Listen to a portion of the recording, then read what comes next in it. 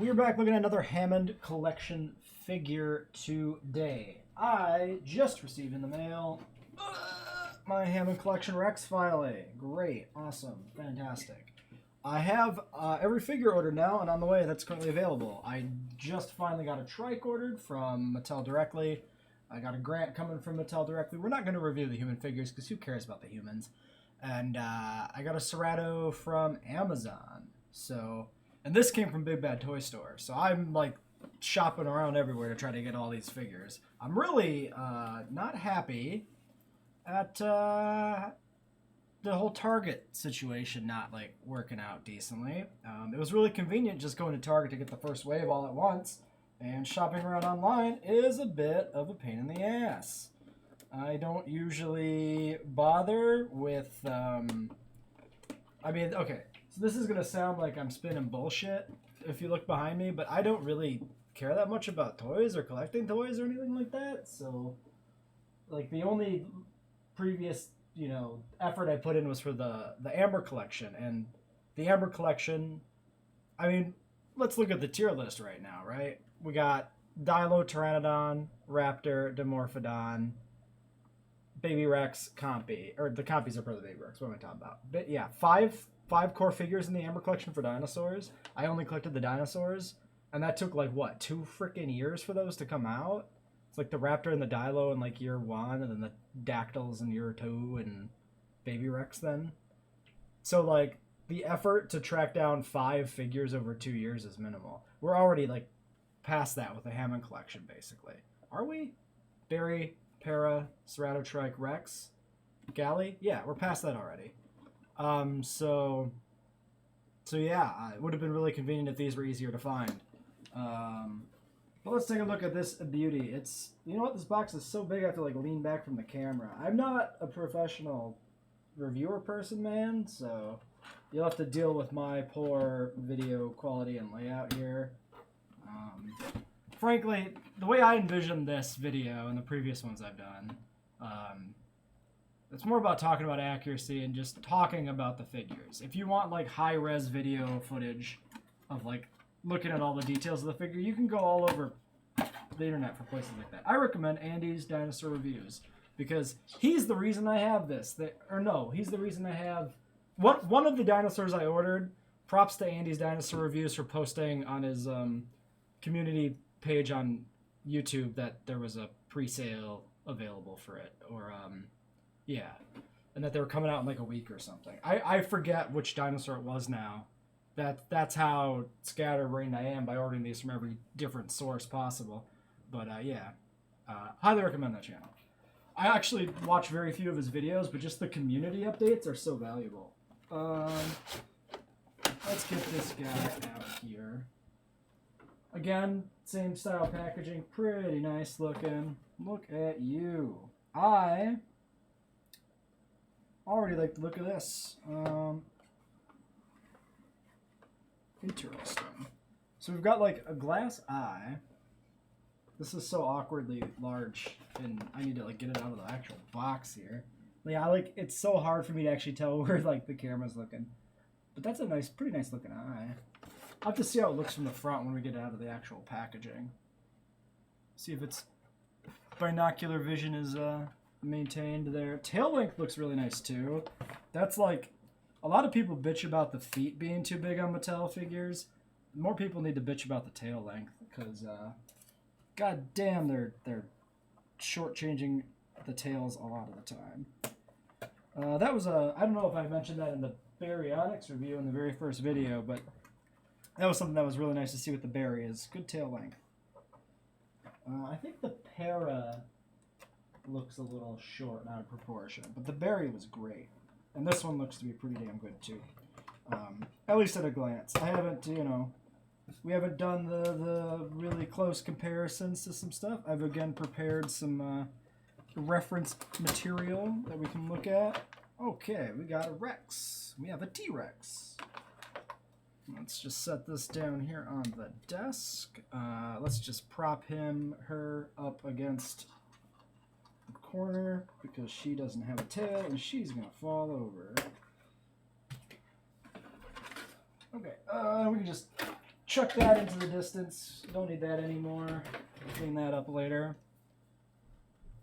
Yeah, that's a big chunky tail. So I guess we'll just start with the tail since it's what I'm holding.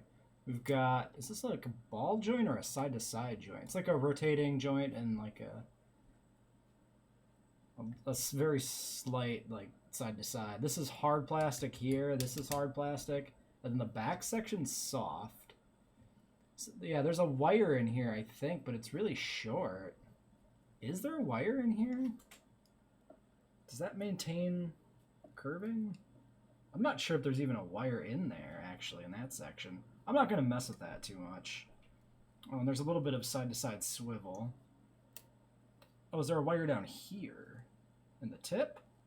No, what is in... What is in here? What is in this tail? It's like weird, like, chunks of plastic or something. This is really strange. Like, if I bend it, I don't know, you probably can't hear. Maybe it's broken. Maybe it's just coming to me broken. Well, that's fine. It's a theropod tail. It shouldn't bend much anyway. And you don't notice it, like, in terms of display. But yeah, this tail structure is really strange. Just the internals. Very weird. We've got a weird little bump here on this side. I'm not sure if that's some like plastic flash from a molding, like a molding point that's still there, because there's not like none of the other, I don't know, what do we want to call these, like seams, these like sections running down the tail. None of the other ones seem to have such a big protrusion. If we're gonna nitpick stuff, the way these two sections of the tail line up looks a little janky on the bottom. There's not like really good continuity with the paint. It's like they're painted independently and just stapled together. Not that bad. Like, it's on the underside of the tail. It's not super noticeable. But this side looks a lot better. This one looks a lot better, and then this one looks worse. So if we just line up the display side, it's fine, right? Alright, we got this little joint here. Let's get this tail connected to the rest of this beast. She's a beauty. I'm happy to see her. Is there a specific... It looks like it just snaps in. Some of these tails all like... Well, not all, but a lot of these tails seem to have like slightly different connection styles, and it's a little confusing sometimes. This one doesn't seem to have... Yeah, it just snaps in there. Doesn't seem to have a particular orientation. Alright. Yeah, I think that is a decently proportioned tail for a figure. Other things. The back of the knees are kind of weird. That's where I'm going first. The back of the knees. There's this like weird smooth section of plastic. Probably because of the double jointed knees. Let's see what these things can do here. A little stiff. There we go. That's the bottom leg moving. And then the top, yeah, so you get like this double jointed kneecap thing, so you can do more posability. The hips seem to move in and out. Feet are big. That's expected. Like, yeah, I've mentioned it before. I don't mind the feet being a bit oversized because it's a figure. It's got to be able to stand. Balance looks good. You can't really see that because it's down here on the table, but she's pretty stable. What are the jaw? Ooh, the tongue is soft too. Oh, I didn't know the tongue was soft on this thing. I remember that now I remember that the membrane in the mouth is fleshy. It's actually like really rubbery, like dried bubble gum, which is not what I was expecting for a texture. But yeah, the tongue is actually soft and flexible. It seems to have like a little hinge. It flops around a little. Oh yeah, you can actually like put it down and up, and it actually has a little bit of style to it that you can do. Interesting. And I guess so the mouth has like a, you heard the snaps there probably. It has like a ratchet joint to it a little bit, it seems like. I gotta take a close look at this face here.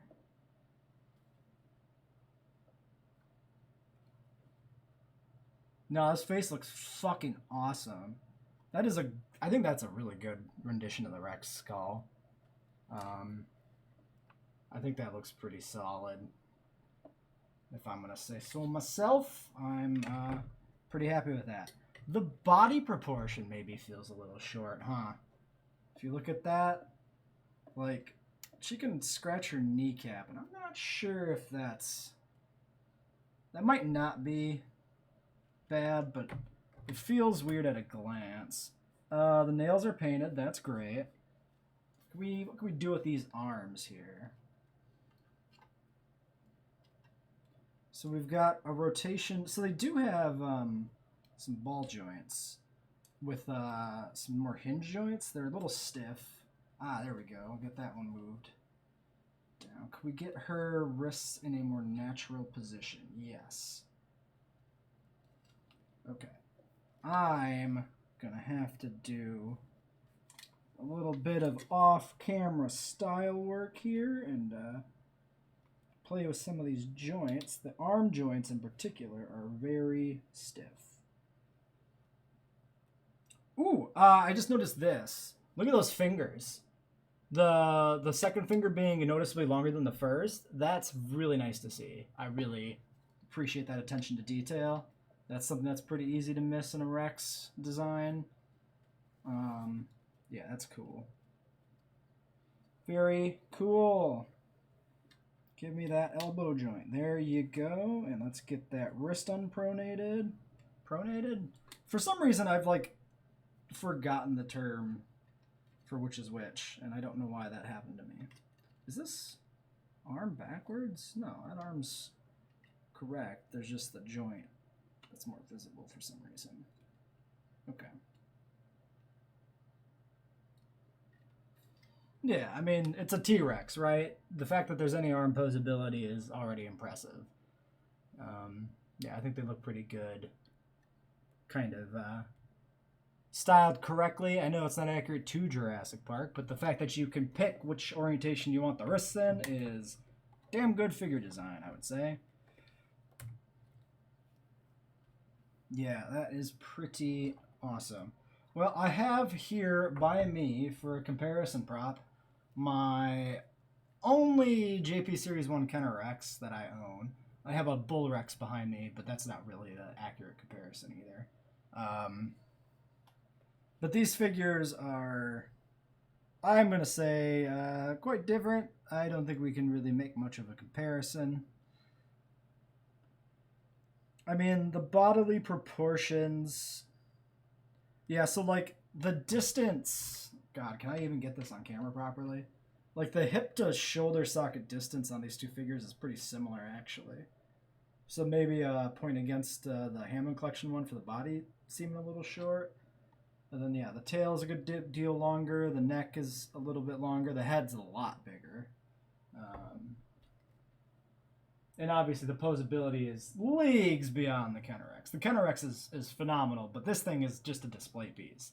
The only thing that moves on this is the arms, and you can, you know, the rubbery texture obviously allows you to do a little bit of stuff here, but there's no, like, posability in this thing. It's a beautiful, you know, figure, but yeah.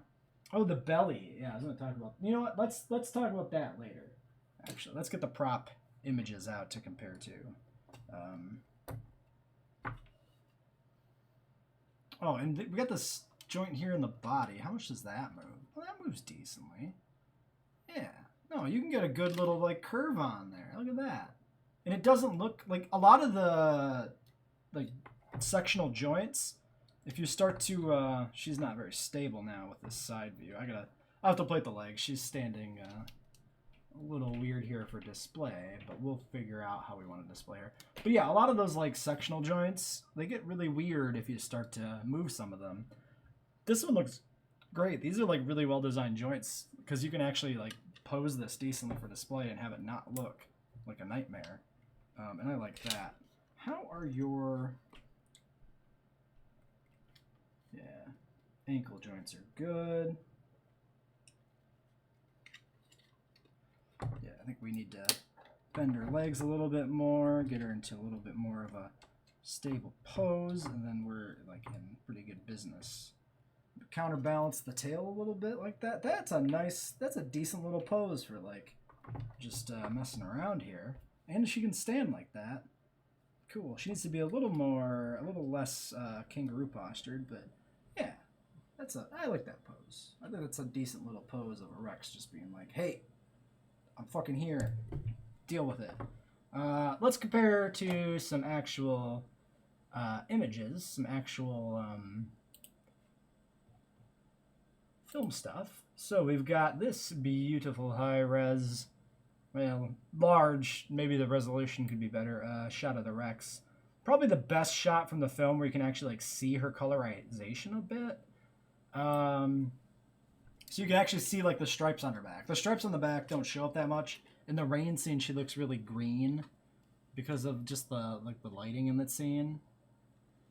But I think this does a pretty good job of catching that pattern. Even like the spacing of the stripes looks pretty good to me because you can see that like as it goes down the tail, there's maybe like a dozen stripes in view there, and that's about correct for the tail here. I would say the shade of brown and stuff is pretty good for like comparison to this scene too. Like I'm in a little bit of a darker room maybe than the picture, but like the black or really dark brown stripes of the lighter brown body, but still a fairly, you know, chocolatey brown. That looks pretty good. Yeah, eye color's correct. Kind of a yellow, amber, gold there. All right, cool. We'll have to like have this thing murk Gallimimus or something. Also, this shot here, this is completely pointless, but this looks like this Rex is just grabbing this Gallimimus's neck and like stretching it out. I noticed that when I looked at the picture, but that's the chunk of meat ripped from the Gallimimus down here. This one's just an innocent one standing in the background, not being weird. The other thing we can compare to is looking at some of the Maquette stuff. I guess we'll start with the belly. So this is the belly of the Rex Maquette from '93. If you look at like the Kenner Red Rex, the Kenner Red Rex is based off the Maquette and captures that same detail very well. You get some scoots on the bottom of the smaller Kenner Rex, but not really the same patterning. The belly of this Rex has none of that. Feet are kind of getting in the way there, but yeah, the patterning, the distinctive square scales are not really here. I mean, there is scaling and detail, but it's not, you know, the same. I'm not going to count that as a point against it. You can't see that in the film. Oh, we should talk about proportions a little bit from this image. The thigh to arm proportion actually doesn't look that bad. If I lean way back to try, that's nowhere near in scale. But wait, no, I put this. No. I just compared large scale. Yeah, I think like another couple of inches on the torso maybe. Pull this out just a couple more inches, it'd be nice, but it's not awful. That's pretty. It might look better from this side because this side we've pushed the arm and the leg together here, but on this side we've got a much more of a gap there. So actually maybe I should look at it like that. Yeah, I don't know. That's not bad or anything. That's those are minor critiques. Not really counting that as a point against the figure either. If the torso should be a little bit longer, it's not the worst thing I've seen. Back to the Maquette. Arms. The Maquette arms actually have pretty similar sized fingers. That's not terribly accurate to a real Tyrannosaurus. Yeah, actually, if you look at like the baby Rex, you can't see it because it's tiny and behind me. That thing's got pretty similar fingers like this. I wonder, can we get a shot of the Rex fingers from Dominion? That's probably asking a lot. Because the Rex is redesigned in Dominion, retconned a little bit. I'm curious if this is a little bit more accurate to the Dominion design. I doubt we'll be able to find a good shot of her fingers, but...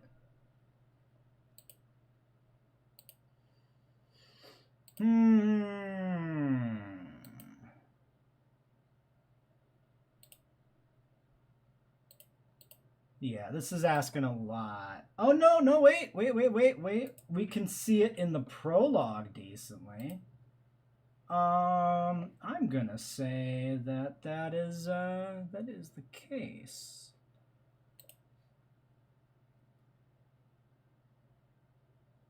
I wonder if this is a Dominion Rex too. Hold on. This is a Know Your Meme page. I don't know why that's there. So this is the feathery prologue Rex. Which, oh, actually, that's almost perfect where I placed it right there. You can see it looks to me like the top finger is shorter, and this one's noticeably longer because it's curling out and then back in, and this one is much more of a gentle curve. So yeah, I'm actually, this Rex might actually be more accurate to Rexy's Dominion retconned appearance than to the actual Stan Winston Maquette or the 93 portrayal of the Rex. I'm not opposed to that, since it's like an in-universe retcon for her design. I wouldn't be opposed to, you know, accuracy either, of course, but it's fine. What else do we got? Feet. Yeah, the feet are not gonna be in proportion. They should be like half the size of this. Also, I noticed this now. The back of the foot here.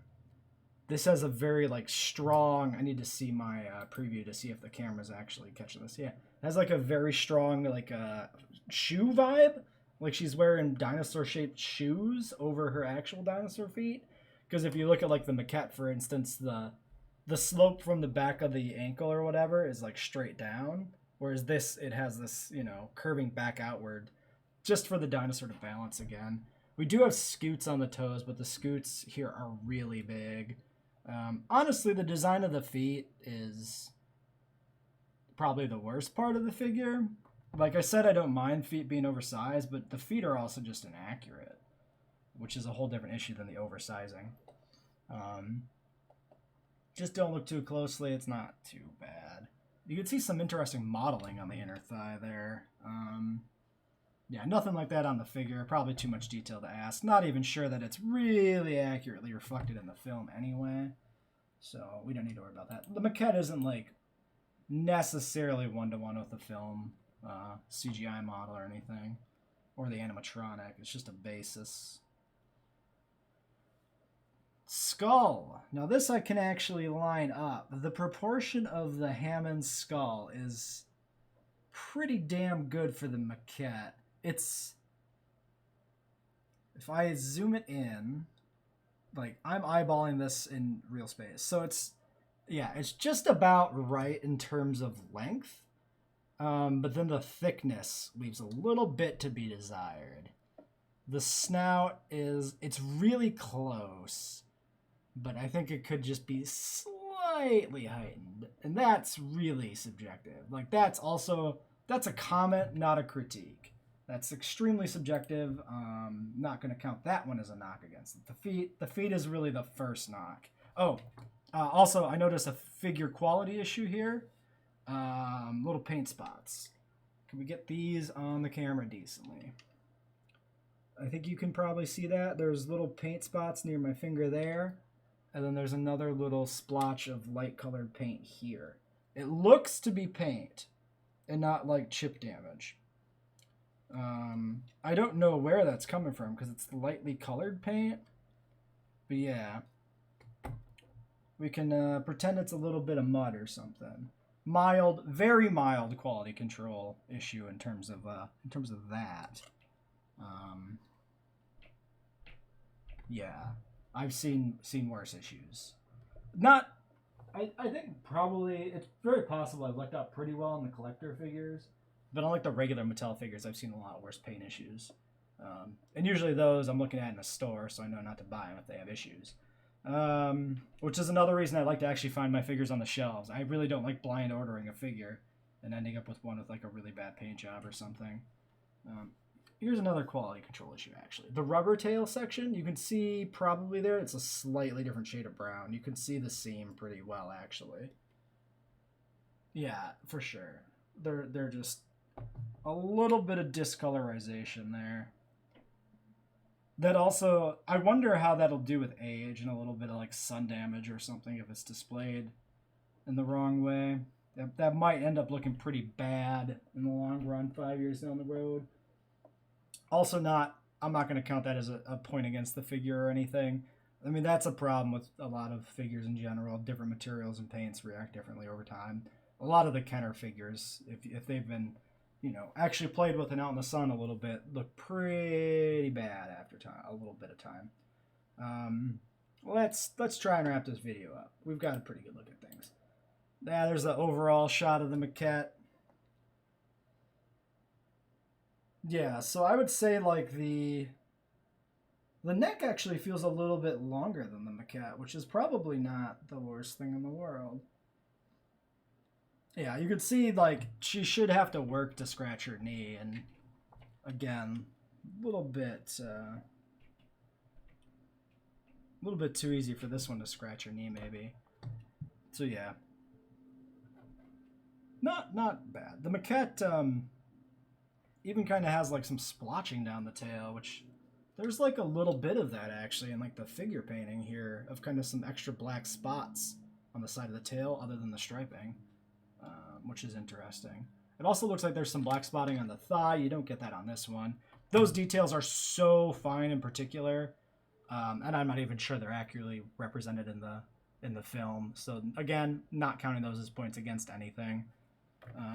You get the lighter underbelly, the counter shading. That looks pretty decent.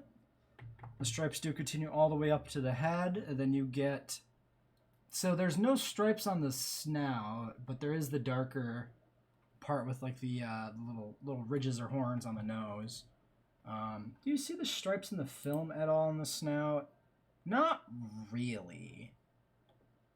Yeah, I'm not going to count that against anything either. I mean, you could see that you do have like the lighter ridge, which is in the figure, and then the darker on top, and then the darker part here in the, what is this, like a fenestra, like a hole in the skull?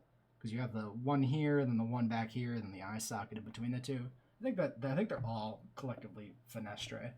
I'm not a dinosaur scientist, sadly. So yeah, not too shabby. I'm going to go with a higher accuracy rating than we had on the galley.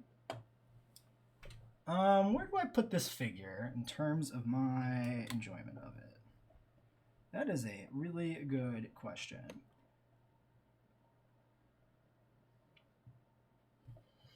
It's an S tier figure. I'm comfortable saying that.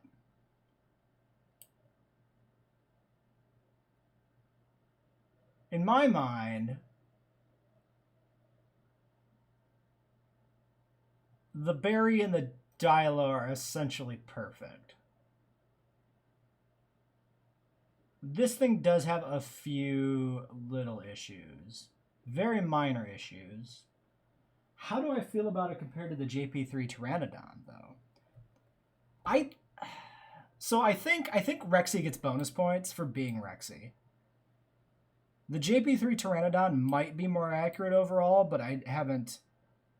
It's a JP3 Pteranodon. Like, I'm not versed in the anatomy of those. You know, if you want me to, like, if I could draw and you asked me to draw the JP1 dinosaurs from memory, I think I could do a pretty damn good job. It's pretty same with the Lost World. We get to JP3, some of the things are gonna fall off a bit.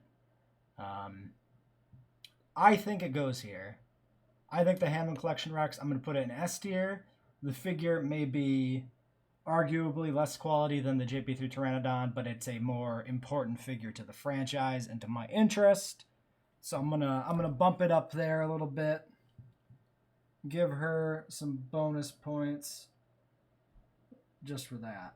Another little quality control issue maybe we can talk about. What is this little stripe of paint right here on the snout? It's only present on the one side. That looks like another little bit of a paint application error. Like there was supposed to be a little spot painted, and then it just kind of got smeared out and into a big thing. Again, not ruining the day. I mean, it can just be a little bit of dirt on the T-Rex's face in terms of like head cannon. But it'd be nicer if it was not wrong. More paint here on the tail too. I missed this. A little bit of light colored paint again there. I don't know what this paint is from. It doesn't seem like that light colored paint is actually on the figure. Oh, is it underbelly paint maybe? You know, it might be the underbelly paint without like another layer of like, I don't know, sealant or something on it. I'm not a paint scientist. Yeah, I'm very mildly disappointed in the paint splotches because we didn't see that with any of the other figures. But again, it's not enough to break the deal. Still happy overall with the Rex. And I wouldn't count the paint splotch issues against the figure. That's just quality control, which is completely ancillary to the quality of the figure itself. So yeah, that's my thoughts on the Rex, I guess. So we'll have to see which figure comes next. It should be I would imagine it's the Serrato. But they are kind of racing each other, the Serrato and the Trike, so we'll see.